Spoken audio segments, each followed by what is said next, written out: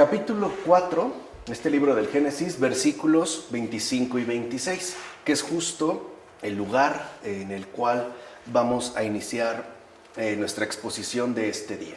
Estos versículos dicen lo siguiente: Adán conoció de nuevo a su mujer y ella dio a luz un hijo al que puso por nombre Set, pues se dijo: Dios me ha concedido otro descendiente en lugar de Abel, ya que lo mató Caín. También a Set le nació un hijo y le puso por nombre Enos. Entonces comenzó a invocarse el nombre del Señor. Entonces, en primer lugar, notemos lo siguiente: Set significa sustituir. Y esto es muy importante, ya que la institución cultural, ¿no?, más, relevante de la civilización humana, es decir, el culto en cuanto tal, no a tal grado de que toda cultura ha tenido por lo menos una forma básica de culto. A lo mejor no todas desarrollaron, por ejemplo, literatura, o no todas tienen un corpus filosófico, pero sí todas tienen un culto. O sea, todas, pues, por así decirlo, tienen una especie de religión, ¿no? Y que aunque no necesariamente esté institucionalizada o contenga dogmas o esté muy organizada, sí contiene ciertas formas peculiares de culto.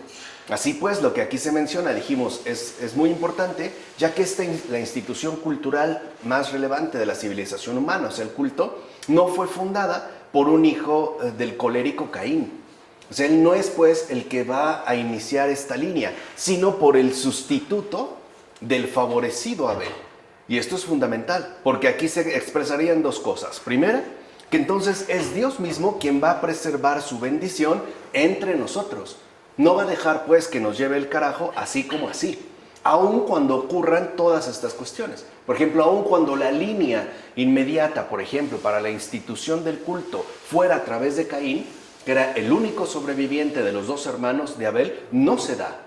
No es de él de quien va a provenir, sino de un nuevo hijo, tanto de Adán como de Eva. Es decir, en este caso de Set, que como dijimos, Set significa sustitución, ¿no? Habla de un gesto de sustitución del favorecido Abel. Y como Abel ya no está, entrará entonces en su lugar Set, ¿no? Este es por una parte. Y por otra parte, lo que vemos es que el culto entonces no tiene nada que ver con un perfil de cólera, de agresión o bien de violencia, sino que, por el contrario, tendría que presentarse el culto bajo cualquiera de sus respectivas formas, ¿no?, de un modo más bien no colérico, es decir, de un modo de pacificación y también incluso en gran medida de reconciliación. Y esta preservación se va a hacer acompañar a su vez del matrimonio honesto.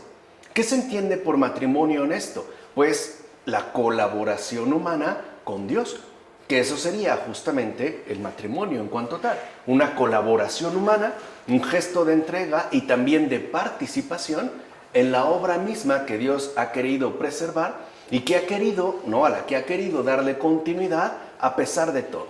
En efecto, en el matrimonio honesto, el consentimiento, es decir, la unión sexual, desempeña un papel importante de mediación, ya que algunas veces conducen la continencia a la oración, otras veces guía a los esposos a la procreación con dignidad.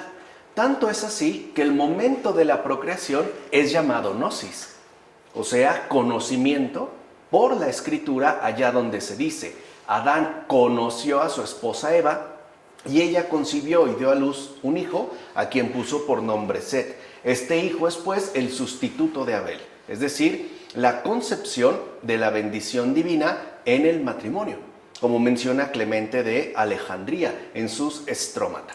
Entonces, es fundamental darnos cuenta cómo la procreación, la unión sexual, no es minusvalorada por la Biblia en ningún momento. Al contrario, es exaltada. Incluso le va a dar un estatus muy importante en términos de conocimiento, o sea, en términos de una realidad que no solo, pues, quedaría limitada al plano intelectual.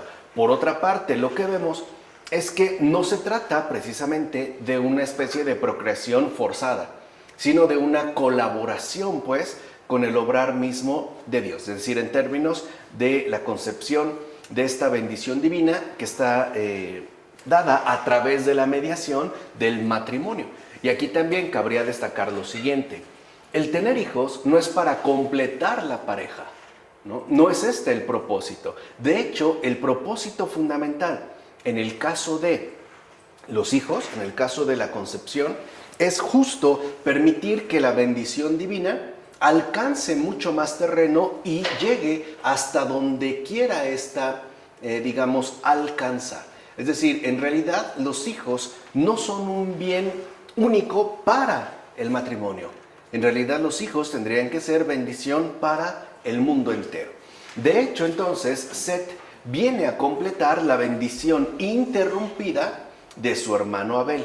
Y en esta bendición, como queda claro ya en los versículos que hemos mencionado, colaboran precisamente los seres humanos con Dios a través del matrimonio. O sea que, en pocas palabras, el obrar de Dios no se da de una manera autónoma con respecto a nuestra propia realidad, sino que todos hemos sido invitados por Él a llevar a cabo una colaboración que se traduzca precisamente en términos de bendición, ¿no? De ahí pues el ejemplo quizá más inmediato que tengamos ahorita sería el de la pobreza en el mundo.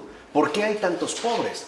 Porque nadie con recursos quiere colaborar en la obra divina de la prosperidad, ¿no? Se cierran pues las puertas y quedan como enclaustrados dentro de sus propios proyectos. Bien, a partir de aquí se dejarán ya entrever las generaciones de Caín y las del otro hijo de Adán y Eva que vino a llenar el vacío de su hermano, a quien se le llamó Set.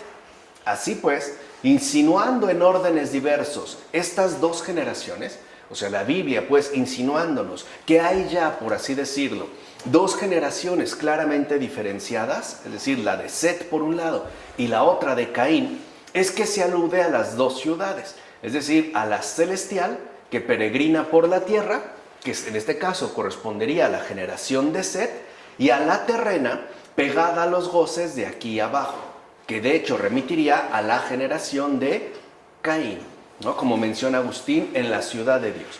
En consecuencia, puesto que Set se separó de la casa de Caín, a sus descendientes se les llamó por el nombre del Señor, es decir, el pueblo justo del Señor, que es el significado de setitas, como menciona Efrén de Nisibi en su comentario sobre el Génesis. Y por eso, precisamente, ¿no?, es que sobre la descendencia de Set vendrá el Espíritu de Dios. Entonces lo que vemos es que, aunque la humanidad en una de sus vertientes parezca que ha echado todo a perder, el Señor abrirá un nuevo camino a través, por ejemplo, de una nueva descendencia, que venga, de hecho, a retomar lo que había quedado truncado, ¿no?, para que esta bendición, como hemos dicho, se preserve a pesar de todo.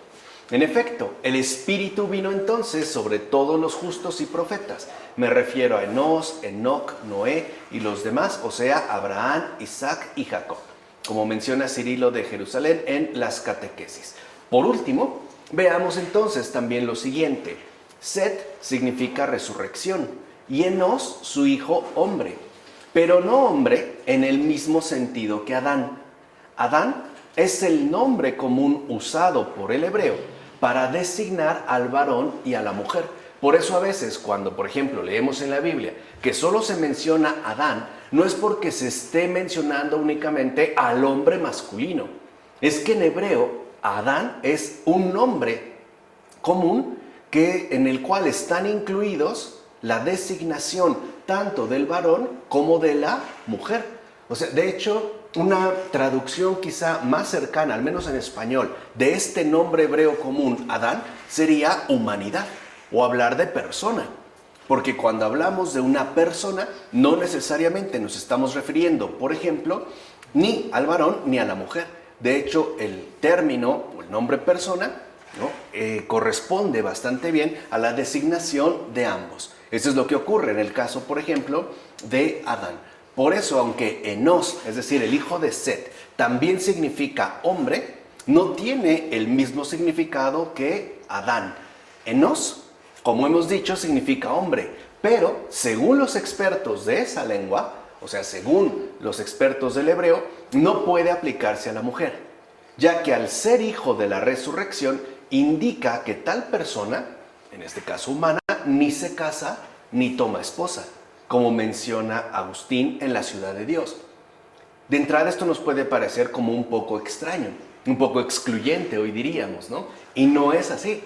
Lo que pasa es que se está hablando de nos como una figura del Salvador que en efecto ni se casa ni toma esposa, justo para que pueda apuntar pues hacia el cumplimiento de la bendición divina, o sea, la resurrección, la redención, que es justo lo que el Señor ha preservado y sigue preservando hasta el final del mundo. Entonces, enos es figura de Jesucristo, pues.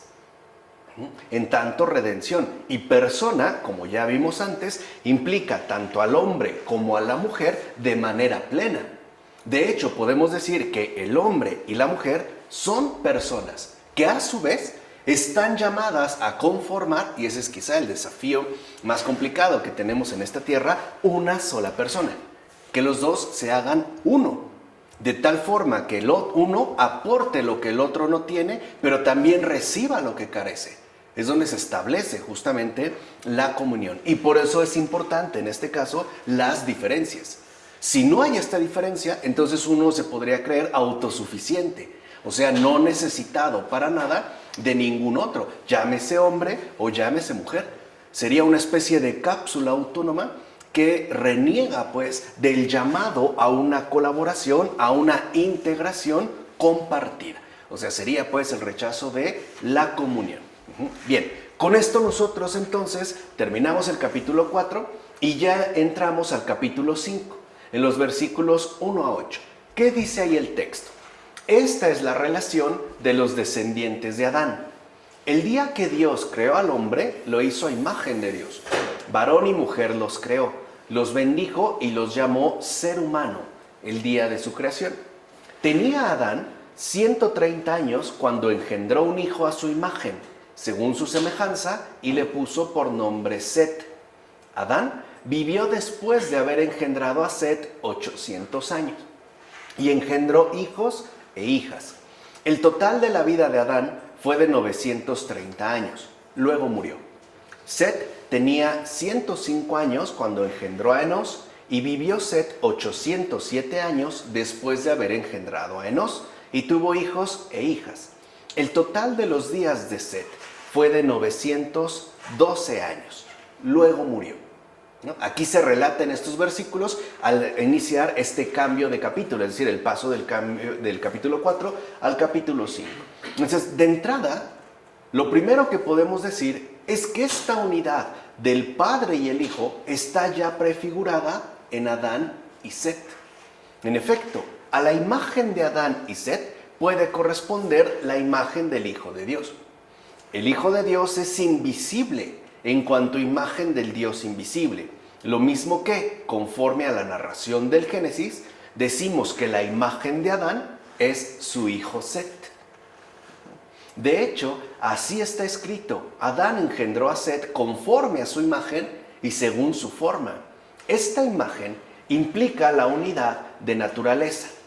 También se va a utilizar un término muy particular, en el caso sobre todo de los padres griegos, como Orígenes, no hablar de substancia, entre el Padre y el Hijo, ya que el Hijo actúa como lo hace el Padre.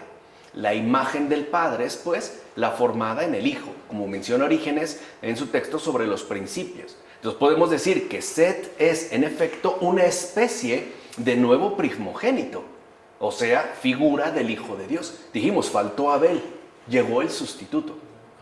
Quiere decir, en este caso, que llega Set, que además es una especie de nuevo primogénito, que es justo este primogénito también el que va a llevar a cabo en carne propia la obra completa de la redención, de hecho en sustitución de cada uno de nosotros. Porque siendo honestos, todo lo que vivió Jesús en esta tierra desde su nacimiento hasta su pasión y muerte, lo tuvimos que haber vivido cada uno de nosotros.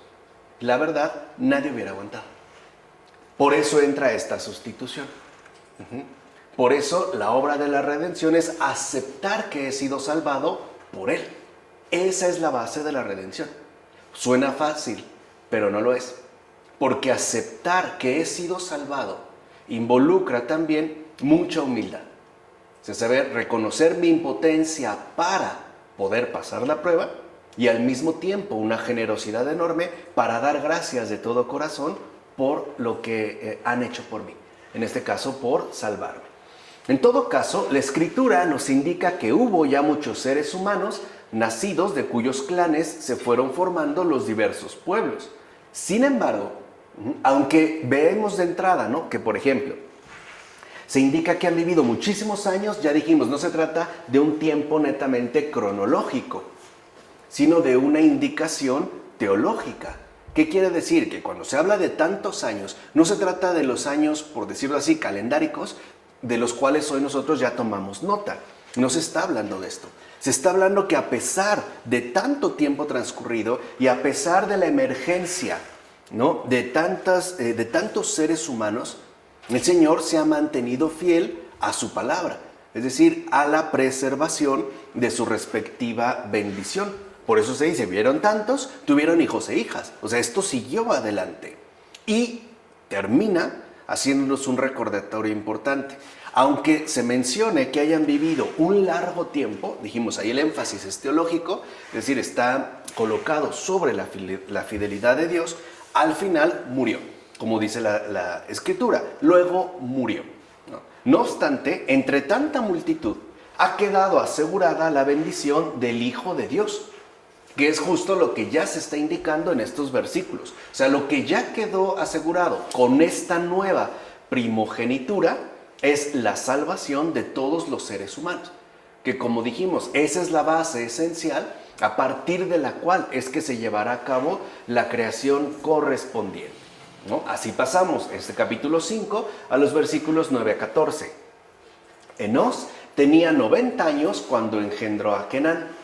Y vivió Enós, después de haber engendrado a Kenán, 815 años, y engendró hijos e hijas. El total de los días de Enós fue de 905 años. Luego murió.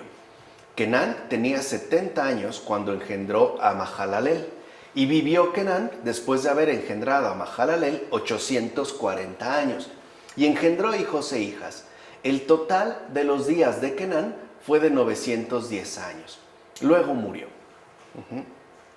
Y estos versículos de entrada nos pueden resultar un poco extraños, como decir, bueno, ¿qué tiene que ver, no?, finalmente esto con la salvaguarda de la redención? Bueno, tiene que ver porque la transmisión de la imagen divina se desarrolla a través del primogénito. Y esto es algo importante, o sea, se va a desarrollar a través del Hijo de Dios. De tal manera que esta figura apunta, digamos, al surgimiento de estos hijos de Dios según la verdadera imagen del Hijo, o sea, de los verdaderos, en este caso, creyentes.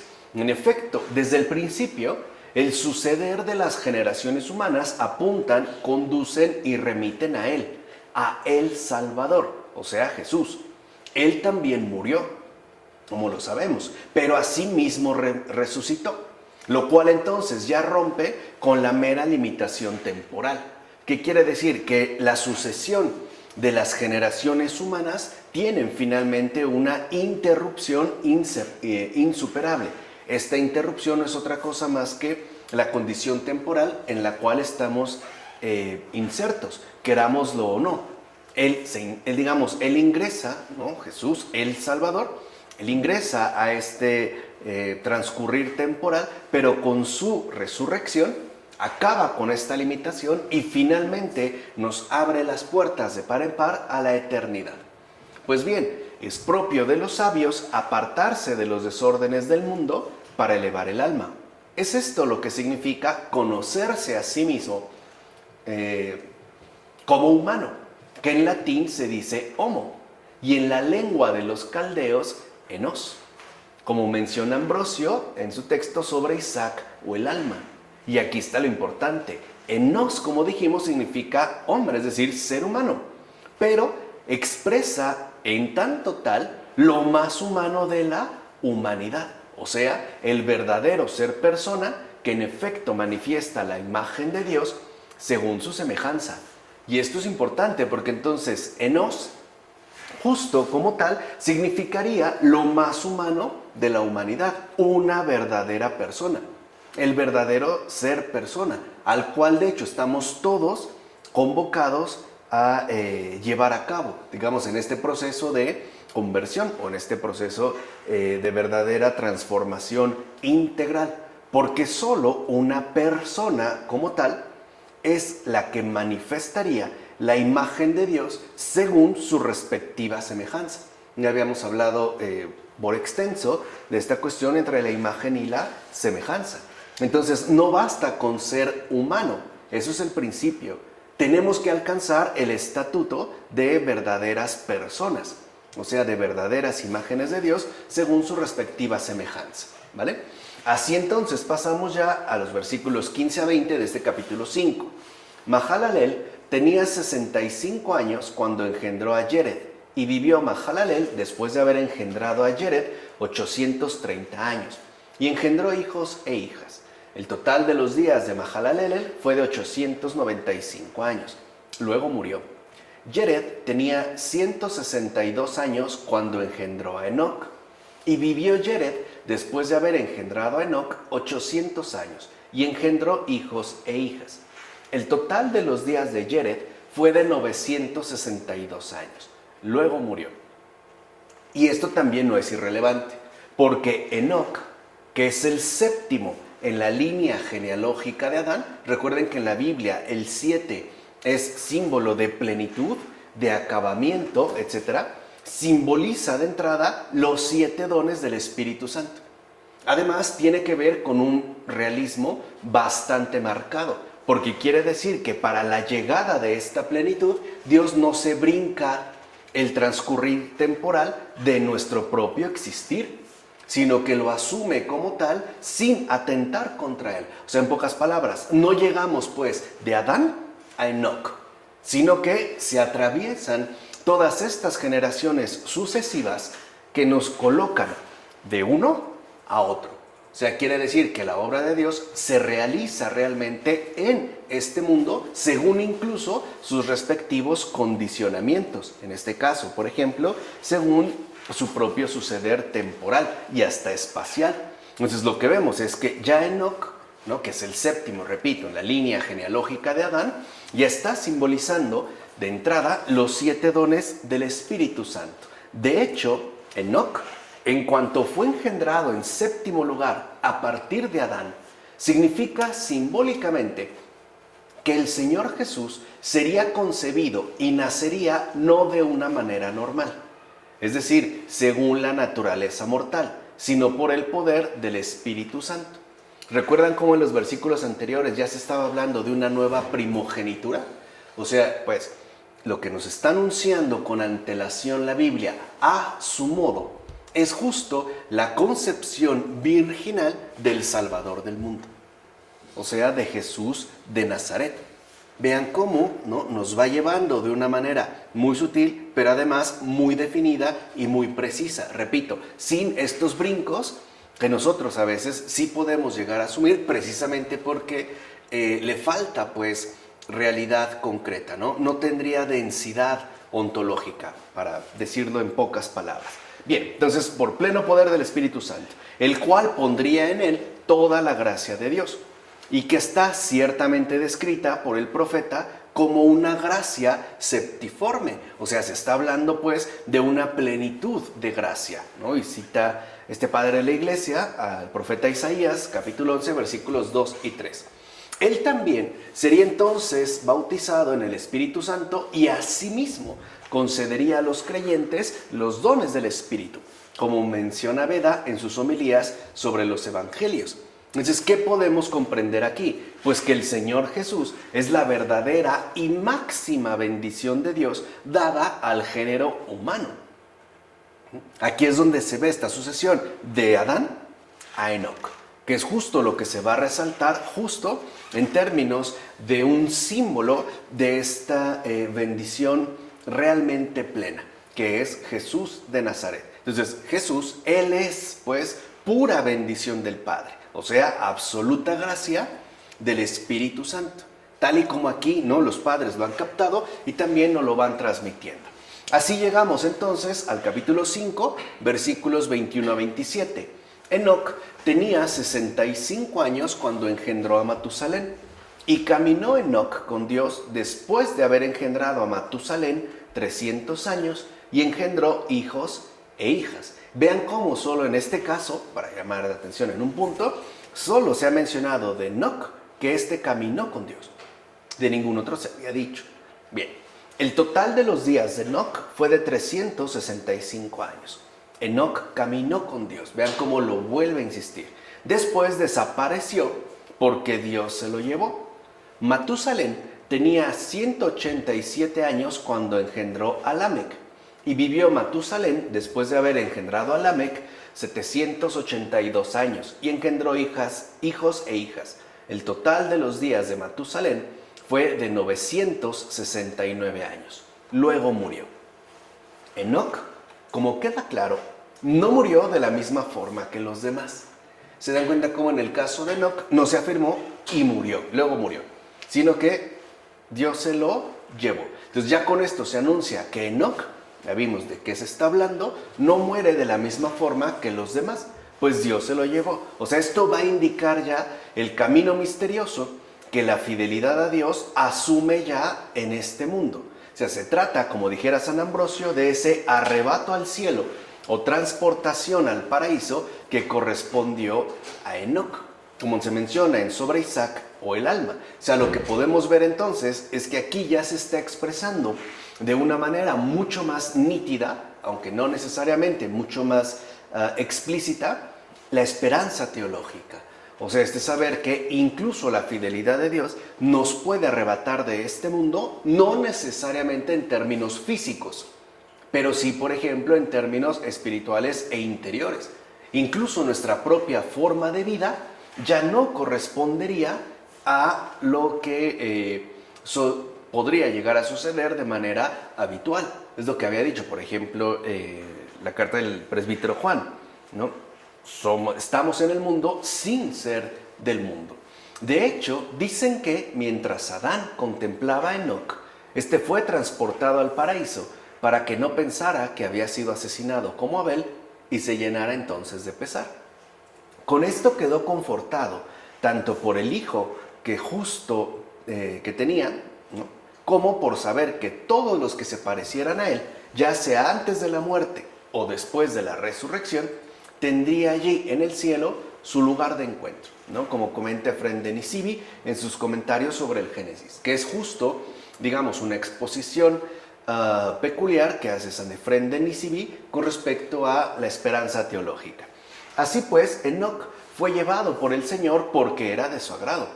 El haber agradado a Dios le valió ser transportado de este mundo corrompido.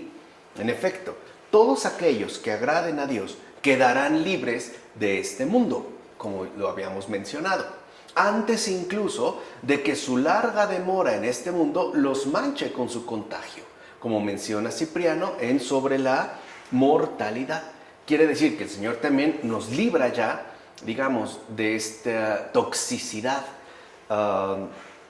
que no podemos evitar en el mundo, aun cuando no necesariamente hayamos alcanzado la muerte corporal, es decir, nuestra respectiva defunción. Por cierto, a diferencia de Enoc, Enos esperó invocar al Señor, como se mencionó en el Génesis capítulo 4, versículo 26.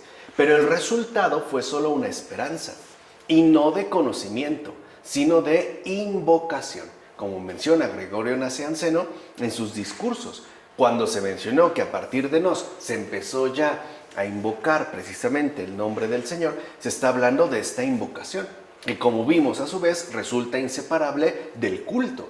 O sea, el verdadero culto es invocación al verdadero Dios. Este sería, digamos, como el perfil fundamental del culto.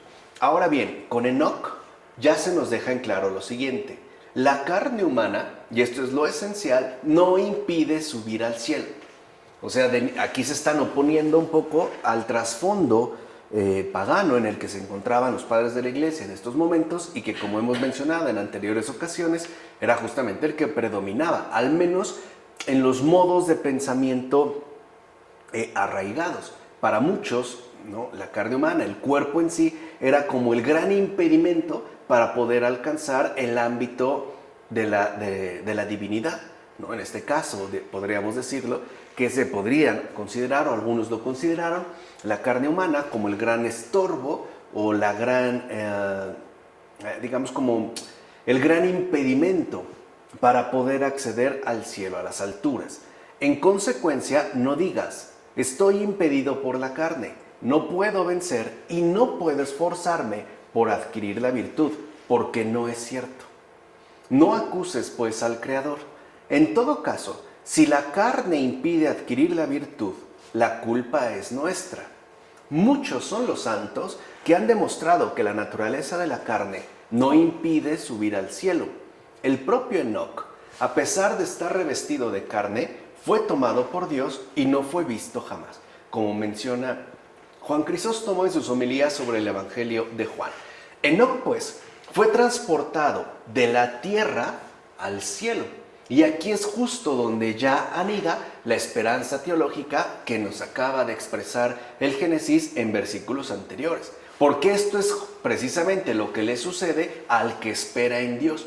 Además sabemos que se trata de una espera paciente, esta transportación de la tierra al cielo, y que no necesariamente se daría después de morir, ¿no? En efecto, el claro y verdadero sentido del pasaje de Enoc es el siguiente: quien espera en Dios no debe permanecer en la tierra, sino que, como si fuese trasladado a otro lugar, debe adherirse a Dios, como menciona Ambrosio sobre Isaac o el alma. O sea que, a pesar de todo, sí es posible, y no solo posible, sino debido, adherirse a Dios en este mundo corrompido. O sea, no hay excusas para alcanzar esta adhesión a Dios. Ni las circunstancias, ni el propio lugar en el que habitamos, ni siquiera nuestra propia carne serían entonces un impedimento. De hecho, la verdadera conversión lo que hace es trasladarnos por completo a un lugar distinto, según ya la adhesión a Dios, y por tanto, según ya el desapego del mundo. O sea, estaríamos hablando de un cambio fundamental, por ejemplo, en el modo de pensar, en el modo de sentir y en general en el propio modo de vivir. Ahora, dicha adhesión comienza cuando nuestra fidelidad a Dios promueve que Él aparte de nuestros ojos todas las cosas vanas de la tierra, quizá todas estas cosas vanas que nos tienen como cautivos, ¿no? Que nos tienen como hechizados y por lo tanto también sometidos. En efecto, íntimamente unido a Dios, al igual que Enoc, el ser humano vive abstraído del mundo y ajeno a cuanto le rodea, es decir, esa vana humareda. Esta unión se llama precisamente fe, como menciona Juan Casiano en sus conferencias. Y efectivamente, ya con Enoc lo que podemos ver es que pasamos de la invocación como tal a la unión, ¿no? Estaríamos pasando pues de la invocación con Enos a la adhesión con Enoc. Y es justo esta unión en términos de adhesión a Dios la que se llamaría precisamente fe. O sea que a partir del culto, dijimos, ¿no? De dar culto. El culto verdadero es la invocación al verdadero Dios. Entonces, a donde nos debe dirigir el verdadero culto es a la adhesión real con Dios mismo. Y es a esta adhesión, a esta unión, a la que precisamente se le llama fe. De fondo, entonces, lo que vemos es que en estos versículos, aun cuando parezcan irrelevantes, ¿no? O ciertamente confusos, son esenciales, ya que aquí se comienza a definir qué es la fe. Entonces, de entrada, ¿no? Ya podemos decir que la fe es la experiencia de vivir en el cielo sobre la tierra. Esa sería verdaderamente la fe, no una especie de certeza subjetiva de poder superar todas las dificultades o todos los problemas que atravesamos sin ningún tipo de titubeo, o una especie de autosugestión interna, o una suerte de lucidez psicológica que lo tiene todo absolutamente claro. No es esto. O sea, en realidad aquí ya se comienza a perfilar de manera muy fundamental qué sería la fe. Como dijimos, la experiencia de vivir en el cielo sobre la tierra. Por eso, precisamente, Enoc no experimenta la muerte habitual. O sea, por eso se va a mencionar que Enoc fue, que Dios se llevó pues a Enoc. lo cual quiere decir que entonces Enoc no experimentó la muerte habitual. Enoc, como dice la Escritura, fue un hombre justo. Ya dijimos qué significa esto de justo. Un hombre cuya justicia mereció que experimentara que no habría de morir, sino que más bien sería trasladado hacia la inmortalidad, de forma singular de entre todos los mortales.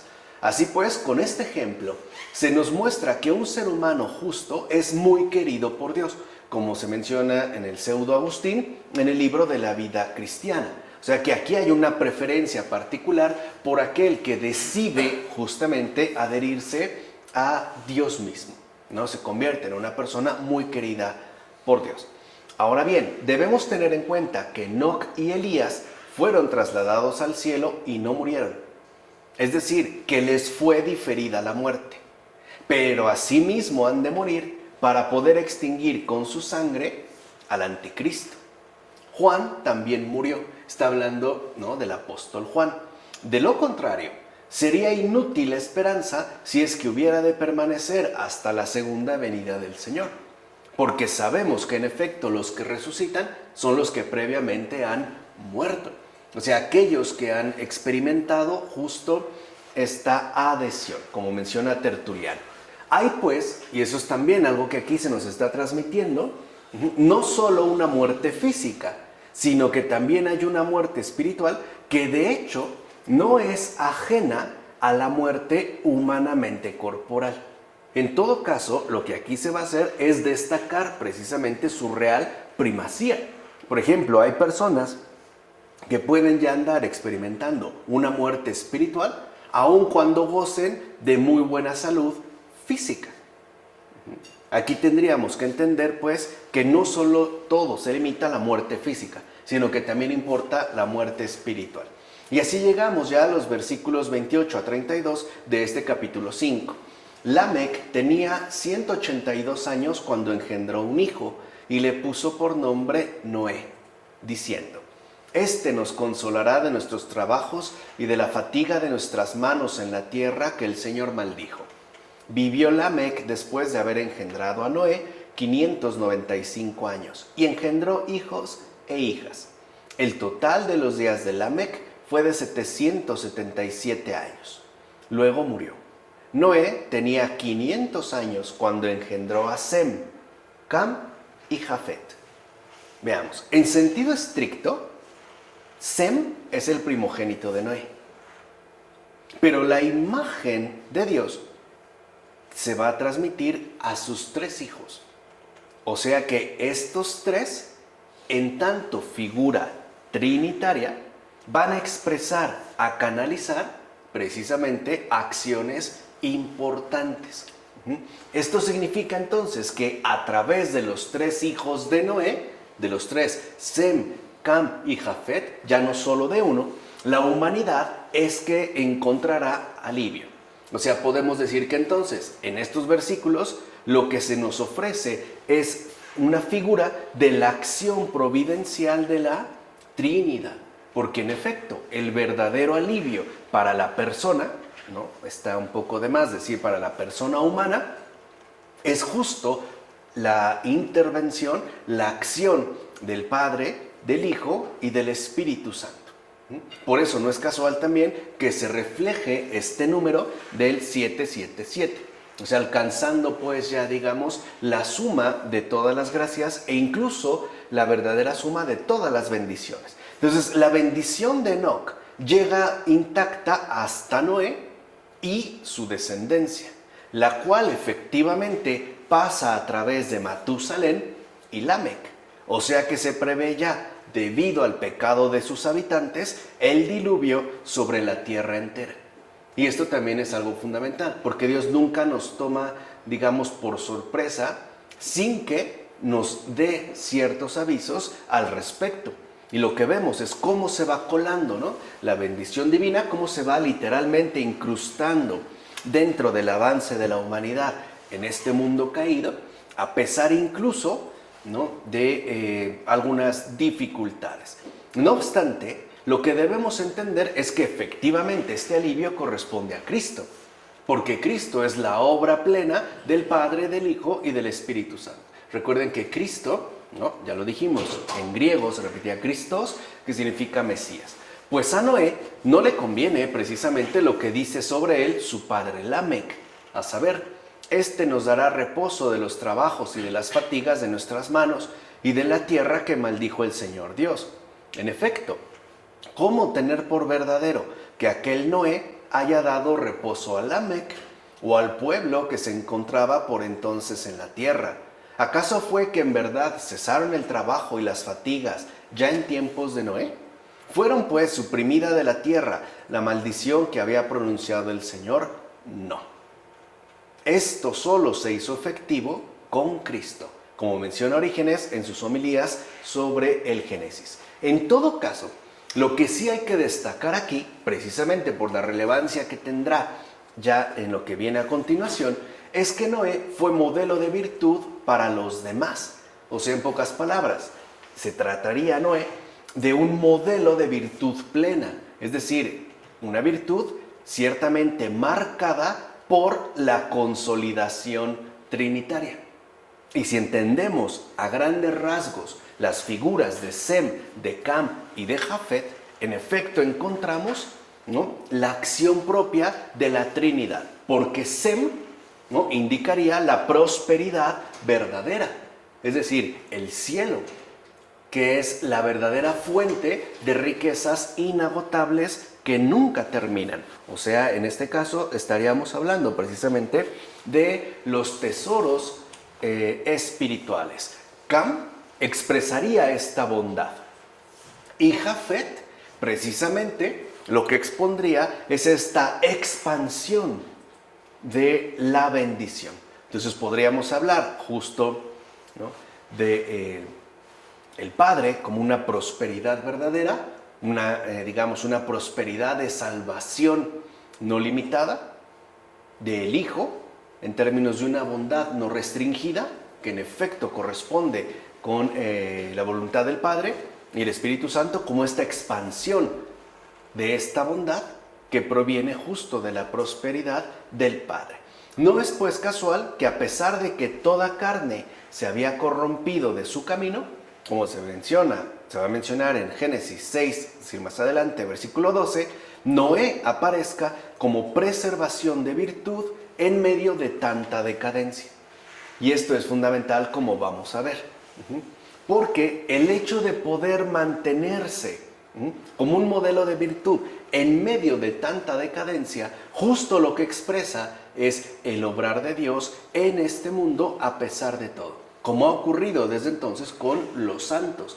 Por eso no es casual que aunque en efecto sigamos viviendo un mundo de intensiva decadencia, no por ello los santos se han extinguido. O sea que Dios sigue haciendo su obra. Y así entramos ya al capítulo 6, versículos 1 a 4. Estos versículos dicen lo siguiente: cuando los hombres comenzaron a multiplicarse sobre la faz de la tierra y les nacieron hijas, los hijos de Dios vieron que las hijas de los hombres eran hermosas y tomaron por mujeres a las que más les gustaban de entre todas ellas. Entonces dijo el Señor: no permanecerá siempre mi espíritu en el hombre, porque no es más que un ser mortal. Sus días serán 120 años. En aquellos días y también después había gigantes en la tierra, cuando los hijos de Dios se unieron a las hijas de los hombres y ellas les dieron hijos. Estos fueron los héroes famosos de antaño. Por cierto, sin entrar en muchos detalles, de aquí muchos han sacado historias bien fantasiosas, ¿no?, de una especie de cruzamiento entre ángeles y mujeres humanas que finalmente dieron paso a estos gigantes, ¿no?, que habrían pues existido en ese entonces y que además corresponderían con estas figuras heroicas, ¿no?, de antaño. Incluso podemos decirlo así, con unos gigantes mitológicos que serían justo una mezcla entre lo divino y lo humano, ¿no?, una especie de semidioses, pero también semi-humanos. Y no, o sea, vamos a ver más bien de qué se trata. Punto número 1.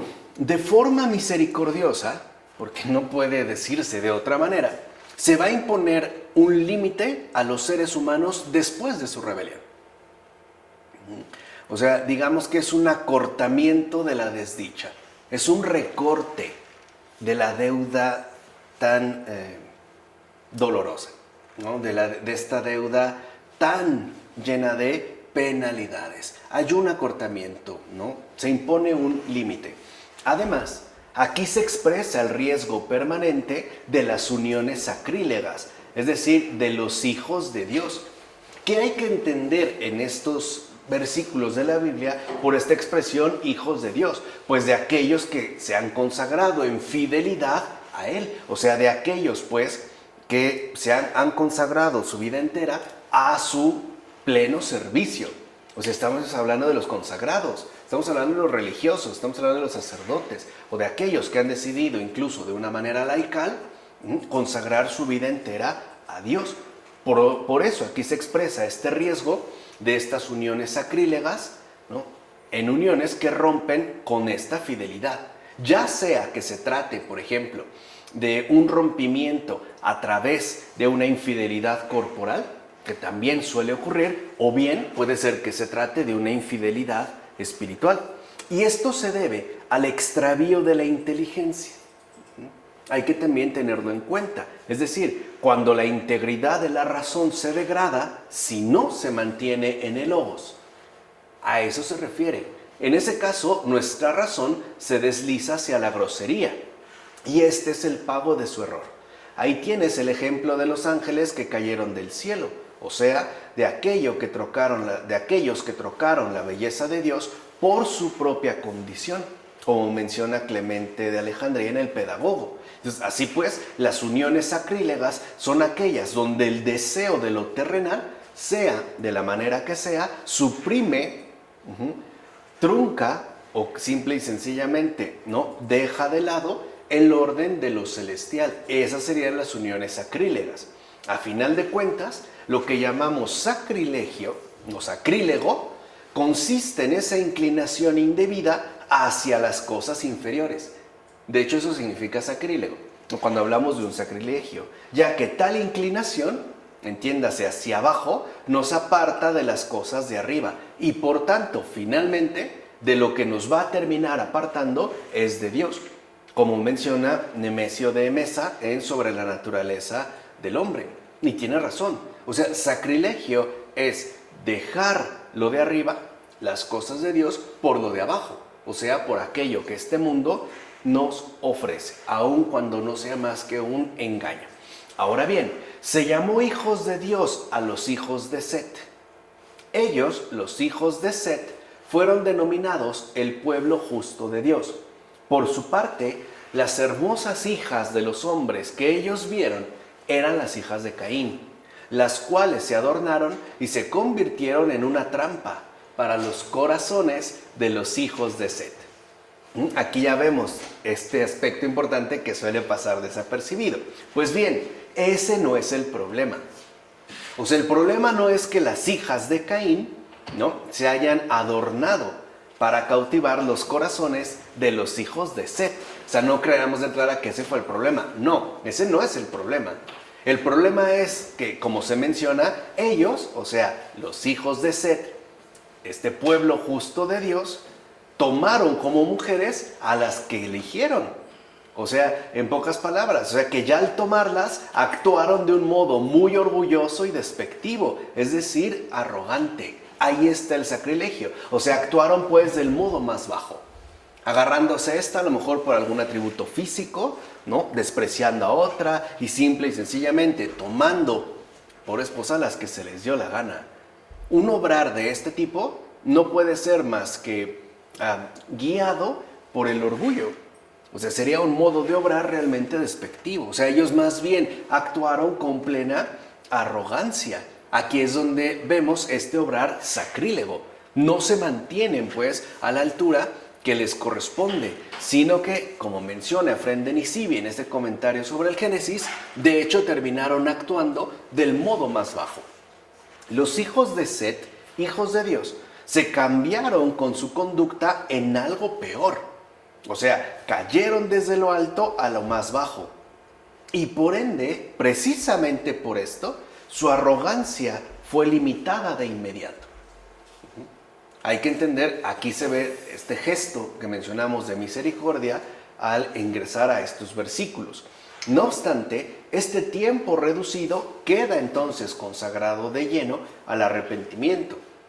Por indulgencia, Dios ha dado 120 años para el arrepentimiento a una generación que, de acuerdo con la justicia, no mostró buen proceder, como menciona Efrén de Nisibi en su comentario sobre el Génesis. O sea que los seres humanos, incluso los hijos de Dios, ya explicamos este nombre, pueden llegar a preferir la mortalidad a la bienaventuranza, es decir, al Espíritu del Señor, aun cuando ya se encuentren debidamente consagrados u ordenados. Si se corre, pues, este riesgo de manera permanente.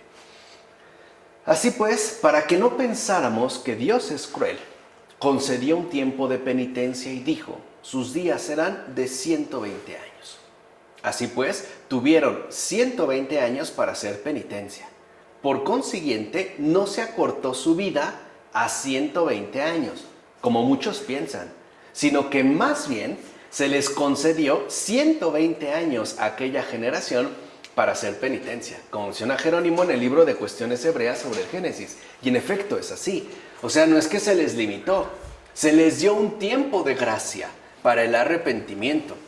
En este caso se les impone pues ahora, ¿no?, un marco de regeneración que en efecto esté marcado por la penitencia. Por otra parte, al hablar de los héroes de antaño, la Escritura se refiere a lo siguiente. La casa de Caín, puesto que la tierra había sido maldecida y no les daba por tanto su fertilidad, pues la tierra estaba privada de su respectiva fuerza, solo recogían y comían alimentos privados de fuerza. Por tanto, los que comían esos alimentos mortecinos carecían de fuerza. Pero los hijos de Set, que eran descendientes del bendito, habitaban la tierra que lindaba con el paraíso, y por eso su producción era abundante y fértil. De ahí que los cuerpos de los que comían sus frutos eran fuertes y vigorosos, es decir, como los héroes de antaño, eran personas bien alimentadas, mientras que los otros, debido a la indigencia de lo que consumían, se encontraban también en condiciones físicamente lamentables. O sea, no hay nada de mitología, no hay que pensar pues en esas invenciones fantasiosas que en este caso se han desarrollado en el paganismo. En efecto, al hablar, por ejemplo, de gigantes, la Escritura no se refiere a figuras mitológicas, sino a esos cuerpos robustos que por estar sanos y bien alimentados se creen poderosos e invencibles. Y sí es cierto. O sea, hay personas que pueden estar sumamente fornidas y que ya por eso se creen sumamente poderosos, incluso hasta invencibles, ¿no? Como si nada o nadie, mejor aún, los pudiera doblegar. De hecho, fíjense, los seres humanos que se dedican de lleno al fortalecimiento de su propio cuerpo, precisamente para parecer, ¿no?, bajo formas de gigantes, suelen descuidar el cuidado de su alma. Hoy lo vemos, por ejemplo, las personas 100% fitness. Se obsesionan con el fortalecimiento del cuerpo y terminan descuidando por completo el alma. Así pues, esos gigantes, nacidos también de la tierra, confían en la fuerza de su propio cuerpo y hasta desprecian en su necedad a Dios.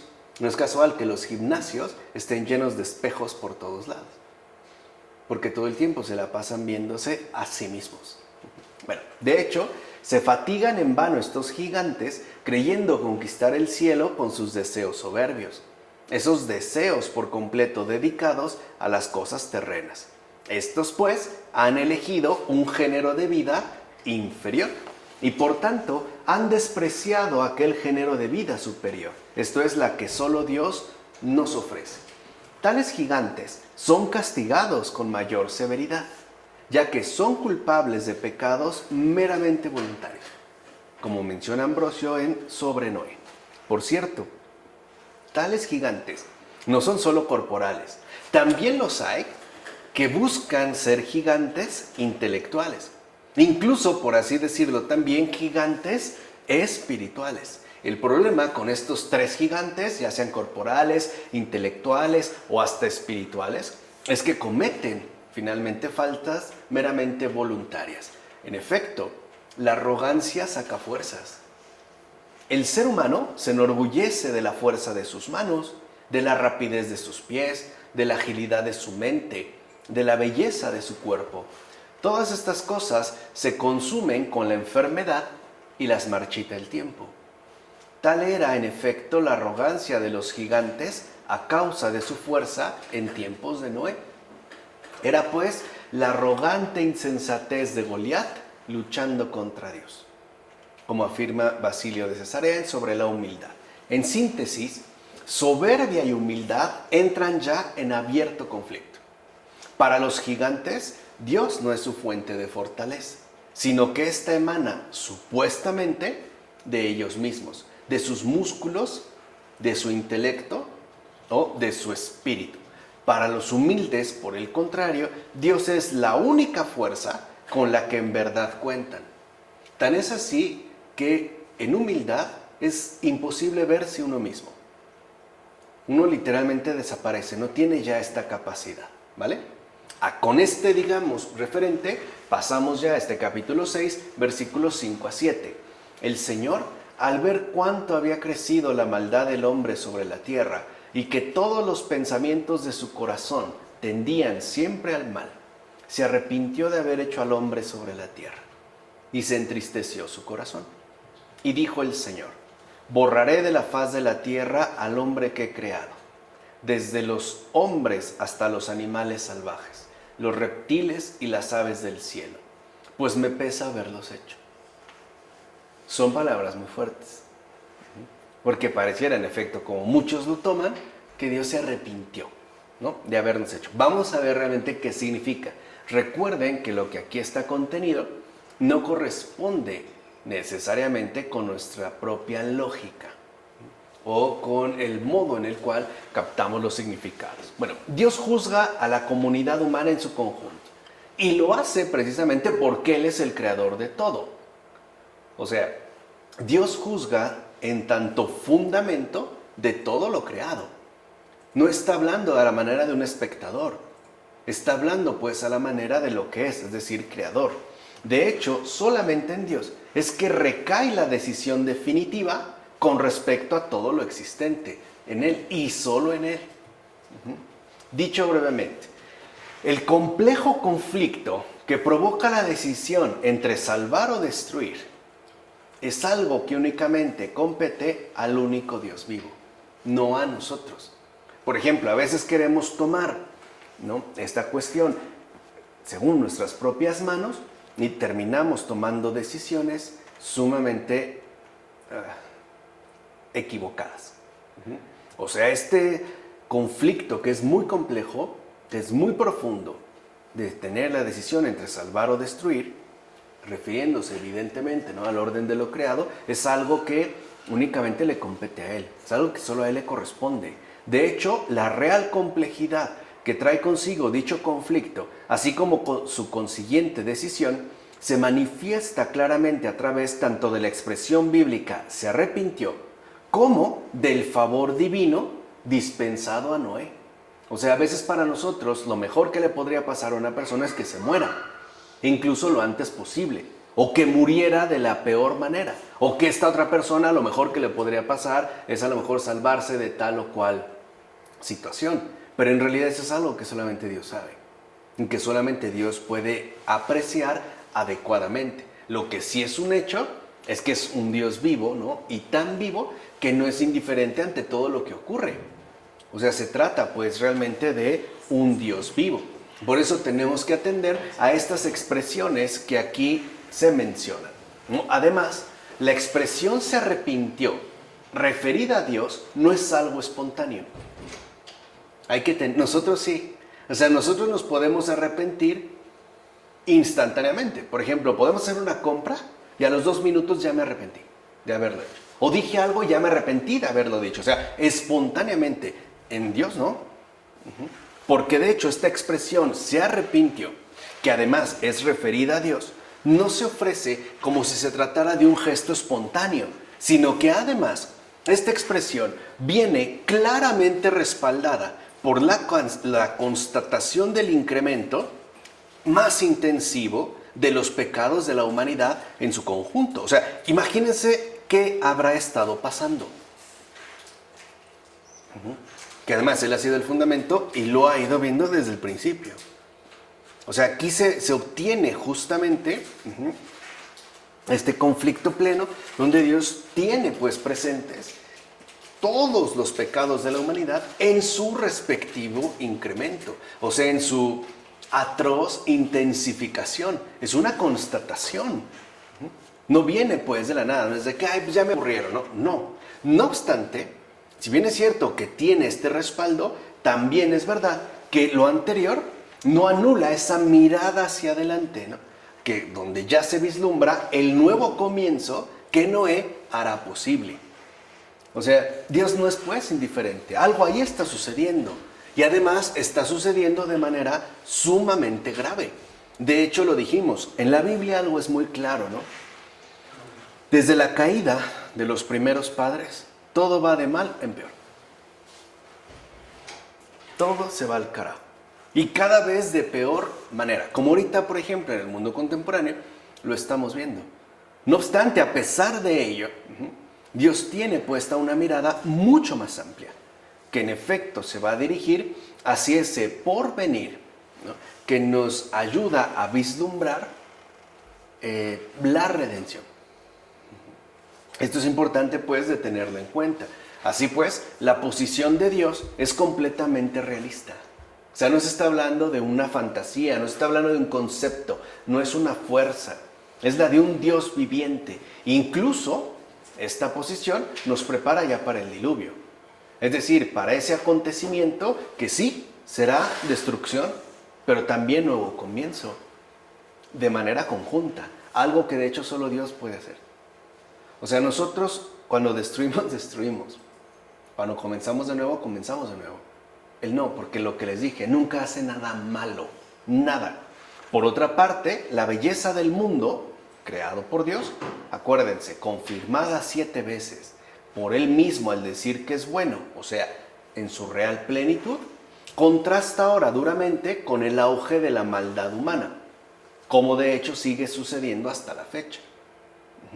Hoy muchos consideran, les decía, al ser humano la peor plaga que ha azotado este planeta, que lo mejor que podría ocurrirle es desaparecer.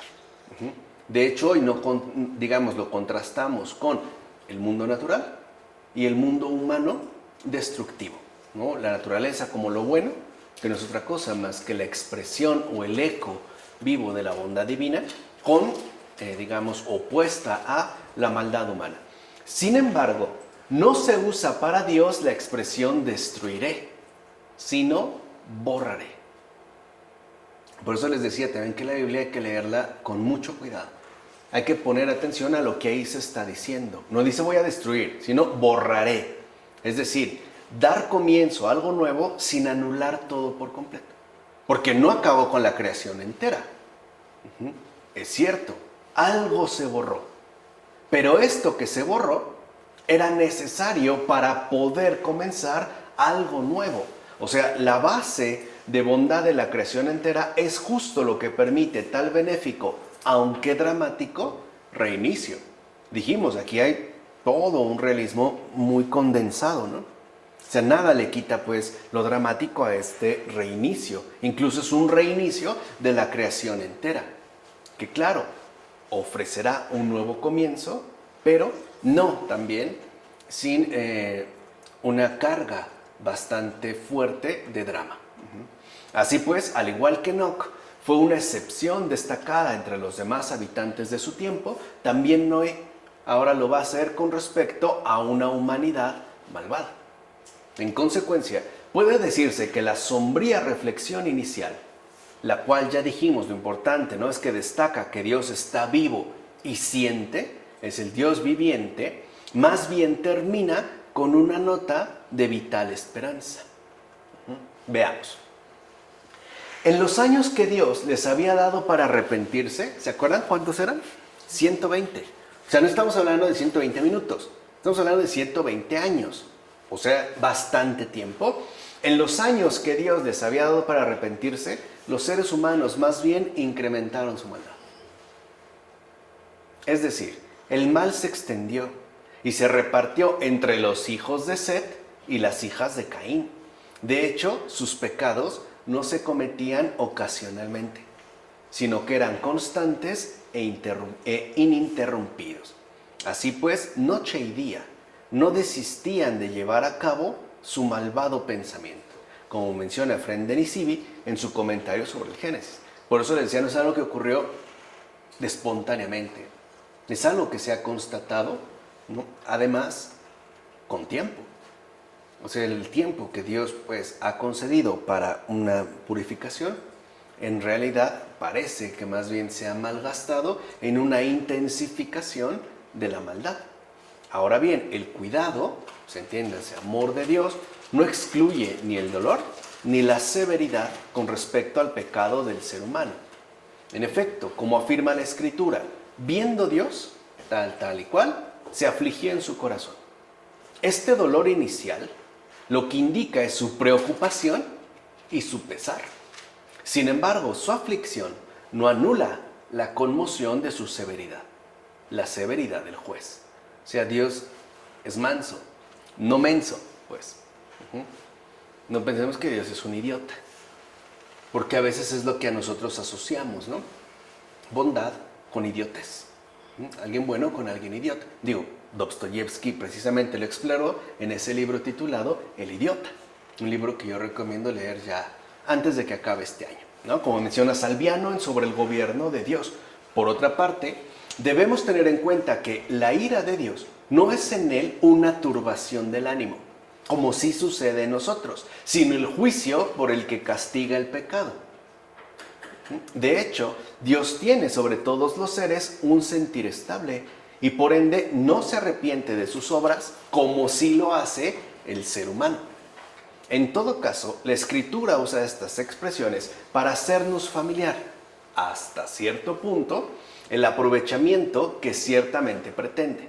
Así pues, con tales expresiones se aterra a los soberbios y malvados y despierta a los negligentes. Se ejercita a los investigadores y alienta a los negligentes. Todo esto no se hubiera conseguido si Dios no bajara su mano a los tendidos, como menciona Agustín en La Ciudad de Dios. Y esto es muy importante, porque para que nosotros podamos captar el misterio, se requiere que Dios nos brinde los elementos necesarios hasta donde nos es posible comprender. De hecho, hay palabras que se utilizan humanamente, pero que al ser referidas a Dios, tienen un significado ciertamente distinto. De hecho, solo podría ser captado a partir de un renovado pensamiento, es a través pues de una conversión del pensar. Pues bien, el anunciar la muerte de todos los animales terrenos y volátiles es una imagen que expresa la grandeza de la catástrofe venidera. De hecho, no es una amenaza de muerte a los animales privados de razón, o sea, como si ellos también hubieran pecado, como menciona Agustín en La Ciudad de Dios. Y este aspecto también es fundamental, porque en todo caso los animales son destruidos porque habían sido creados para el ser humano. Si este va a ser destruido, los animales ya no tienen ¿qué? Sentido. Por eso el mundo contemporáneo nos engaña, queriéndonos hacer creer justamente lo contrario. Que lo que no tiene sentido es que permanezca el ser humano y no los animales. Aquí hay pues como una inversión. En efecto, ¿qué ofensa podrían haber cometido las criaturas irracionales? Pero, dado que habían sido creadas para el ser humano, una vez exterminado aquel por quien habían sido creadas, era consecuente que también ellas fueran destruidas. Precisamente porque no existiría ya nadie a quien pudieran resultar de provecho. O sea, los animales no son meros adornos, también tienen una relación de provecho, una relación pues de cooperación benéfica. Esto es también cierto en un sentido más profundo, puesto que el ser humano es una mente dotada de razón. El ser humano, en efecto, se define como un animal vivo, mortal y racional. Por tanto, desaparecido el elemento principal, en este caso la razón, igualmente desaparece todo aspecto de la vida sensitiva, como menciona Ambrosio en Sobre Noé. Y hoy vemos, o sea, si el ser humano fue colocado en el centro, cuando éste cae, arrastra consigo al resto de la creación, porque todo está en relación a él. ¿No? Les decía como si fuera una novedad que a lo mejor nuestra intensiva actividad industrial ha provocado el deterioro del medio ambiente. O sea que en pocas palabras, el cambio climático y los estragos que está causando alrededor del mundo, por ejemplo ahorita en Honduras, está pasando bastante mal, en Filipinas, ¿no? Nicaragua, también en partes de Guatemala, etcétera, se debiera a la intervención humana, pero no es tanto a su intervención, es a su vinculación. Debemos entender entonces la enorme responsabilidad que se nos concedió, justamente este llamado, ¿no?, a dominar. Ya explicamos en una ocasión anterior qué significa esto del dominio, cosa que hemos perdido de vista por completo. Y así entonces llegamos a los versículos 8 a 10 de este capítulo 6. Pero Noé halló gracia a los ojos del Señor. Esta es la historia de Noé. Noé fue un hombre justo e íntegro entre sus contemporáneos. Él caminaba con Dios. ¿Se acuerdan lo mismo que se dijo de Enoc? Noé engendró 3 hijos, Sem, Cam y Jafet. Ya explicamos el porqué de estos 3. Como podemos ver, por un solo hombre, por uno solo, todo el género humano alcanza la gracia. O sea que Noé es también figura de Jesucristo, ¿no? Nos va anunciando algo más del Salvador. Por uno, todo el género humano va a alcanzar la gracia. Pues bien, después de habernos enseñado la Escritura, el exceso de maldad de los seres humanos y la magnitud del castigo que sobreviene a los que la practican, asimismo nos enseña que de igual modo es posible, entre tanta maldad, salvaguardar la virtud. Ya dijimos, uno sí se puede mantener fiel al Señor, aún entre un mundo tan corrompido, tan malvado. O sea, no estamos obligados a ser malos, pues. No hay excusa para no ser buenos. Ciertamente la virtud es admirable por sí misma. No obstante, cuando alguien la cultiva, incluso en medio de quienes la impiden, la virtud entonces se vuelve mucho más admirable. Claro, porque bajo circunstancias buenas es fácil ser virtuoso. El problema es cuando vivimos circunstancias bien complicadas. Por ejemplo, en un campo de concentración. A lo mejor en nuestra vida ordinaria podemos ser generosos, pero si estuviéramos en un campo de concentración, sometidos a morir de hambre en cualquier momento, ¿quién sabe? ¿Se entiende cómo ahí se resalta más? Por esta razón, con vistas a destacar al justo, la Escritura afirma que Noé, aun estando en medio de tanta maldad, halló gracia a los ojos del Señor. Esto se dijo para enseñarnos lo siguiente: el importante propósito de alabar al ojo que no duerme. Es decir, al que nada importan la gloria, ni el desprecio, ni la irrisión de los demás seres humanos, como afirma Juan Crisóstomo en sus homilías sobre el Génesis. Y es cierto, cuando uno al menos intenta con seriedad ser bueno entre tanta maldad, o llamémosle más elegantemente, ser virtuoso, ¿no?, en un mundo tan viciado, lo que uno recibe es desprecio, burlas, señalamientos e incluso agresiones. Eso pues no puede estar permitido aquí. O sea que Noé era perfecto entre sus contemporáneos. Y esto entiéndase bien. Perfecto no según la perfección de los ciudadanos del mundo, sino perfecto según la vida virtuosa que Dios ha ordenado. Aquí es donde se da la inversión. Ser perfecto según el mundo es ser lo más imperfecto ante Dios. Aquí es donde se habla pues de esta perfección. O sea, hay un contraste claro entre el vivir, el proceder en general de Noé y todos los demás que le rodean. Por eso Noé construye un arca, o sea, un refugio seguro de virtud para poder escapar de aquella inundación que promueve la maldad en este mundo. Ahora bien, ¿cómo es que, por una parte, algunos buscaron afanosamente la maldad, sometiéndose al castigo, y por otra, Noé escogió la virtud, y por eso se libró de ser castigado junto con ellos? ¿Acaso no es claro que esto se debió a que cada quien con su libre albedrío eligió la maldad o la virtud? De no ser así, es decir, si nuestra naturaleza humana no fuera en verdad libre, entonces no deberían ser unos castigados y otros premiados. Así pues, a continuación de la gracia dada de lo alto, todo se deja en nuestra elección. Por eso esperan el castigo los que pecan, y recompensas y retribuciones los que obran rectamente, como menciona Juan Crisóstomo en sus homilías sobre el Génesis. Finalmente, ¿no? Si tenemos esta libertad, al menos esta libertad de elección, puedo aceptarlo o puedo rechazarlo. Dios no me obliga, pues. De hecho, ya que en tiempos de Noé era sumamente difícil estar sin culpa, como hoy en día, ¿no es sumamente difícil estar sin culpa entre tanto engaño, entre tanta mentira, entre tanta suciedad, etcétera? La Escritura no solo le llama íntegro, sino que asimismo añade entre todos los hombres de su tiempo. O sea, resaltando más, pues, ¿no? este mantenimiento, esta conservación de la virtud. Y lo hace para aclarar que Noé era así, es decir, íntegro, en un tiempo en el que los obstáculos para vivir la virtud eran muchos. Ya más o menos nos dimos una idea con lo que mencionamos al principio. Por supuesto, muchos otros también fueron ilustres después de Noé, pero no por eso él recibirá menos elogios que ellos, ya que Noé era íntegro en su propia y difícil época, como menciona Juan Crisóstomo en sus homilías sobre el Génesis, y tiene toda la razón. Aunque después haya grandes santados, sí, pero a ver, vivir como lo hizo Noé en una situación así, ¿quién sabe? ¿Se entiende? O sea, eso es lo que destaca. Además, nos da la esperanza de que sí es posible llevarlo a cabo. O sea, sí es posible mantenerse en la virtud, aun cuando sean muchísimos los obstáculos que se tengan para poder conservarla. A lo mejor ya no fortalecerla, al menos conservarla.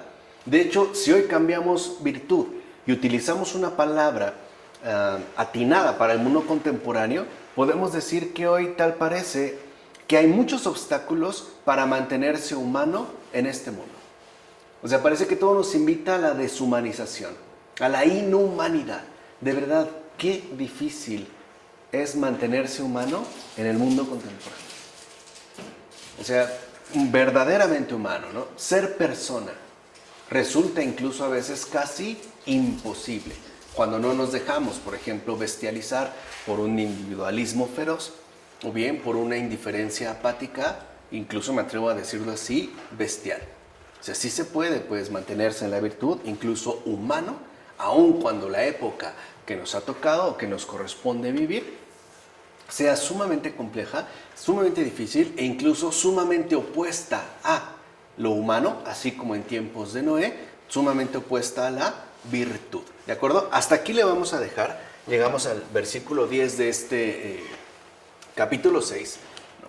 Para ir entendiendo este recorrido y que veamos cómo se va exponiendo la verdad y nos las va exponiendo de una manera muy interesante, pero también muy realista, ¿no? Detenerse a pensar lo que ha tenido que ocurrir para llegar precisamente a un extremo tan llamativo, ¿no? Pero al mismo tiempo a una salvación tan insistente, ¿no?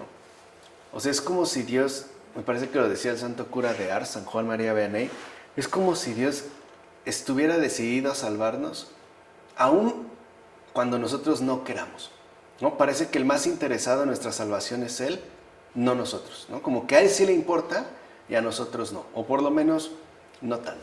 Bueno, vamos a dejarlo hasta aquí. Del Padre, del Hijo, del Espíritu Santo. Amén.